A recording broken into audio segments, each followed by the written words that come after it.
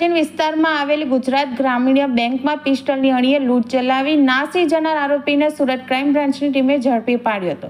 સુરતના સચિન વિસ્તારમાં આવેલી ગુજરાત ગ્રામીણ બેંકની શાખામાં 2 દિવસ પહેલા ધોળે દિવસ થયેલી ₹4.5 લાખની લૂંટનો ભેદ ઉકેલાયો છે।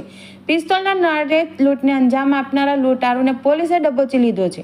આરોપી એમેઝોન પ્રાઇમ ડિલિવરીની ફ્રેન્ચાઇઝી લેવા માંગતો હતો, જેના માટે 10 થી 12 લાખ રૂપિયાની જરૂરિયાત હતી। પોતાના ઘર નજીક આવેલી બેંકમાં જ લૂંટ કરી હતી। આરોપી ફ્રેન્ચાઇઝી લઈ દર મહિને 80 થી 90 લાખ રૂપિયા કમાવાના સપના જોતો હતો। પોલીસે આરોપી પાસેથી એક પિસ્તોલ, 7 નંગ જીવતા કાર્ટીજ તેમજ બેંકમાંથી લૂંટ કરેલા રોકડા ₹3,33,520, એક લેપટોપ સહિત કુલ ₹3,95,420 રૂપિયાનો મુદ્દામાલ જપ્ત કરી વધુ તપાસ હાથ ધરી છે।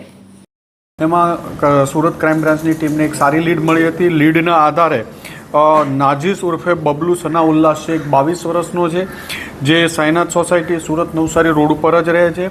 એની ધરપકડ કરવામાં આવી છે। એની પાસેથી એક પિસ્તલ અને 7 રાઉન્ડ કબજે લેવામાં આવ્યા છે। લૂંટમાં ગયેલા 3,33,000 જેટલી એમાઉન્ટ કબજે લેવામાં આવી છે। લૂંટમાં જે બેંક કર્મચારી છે એનો બેગ પણ પૈસા ભરવા માટે લઈ ગયો હતો, તો એ બેગ કબજે લેવામાં આવ્યું છે। 2 મોબાઈલ અને લેપટોપ બેગ, એરબેગ બધું કબજે લઈ કુલ 3,95,000નો મુદ્દામાલ એમની પાસેથી કબજે લેવામાં આવ્યો છે અને એની હાલ પૂછપરછ ચાલુ છે।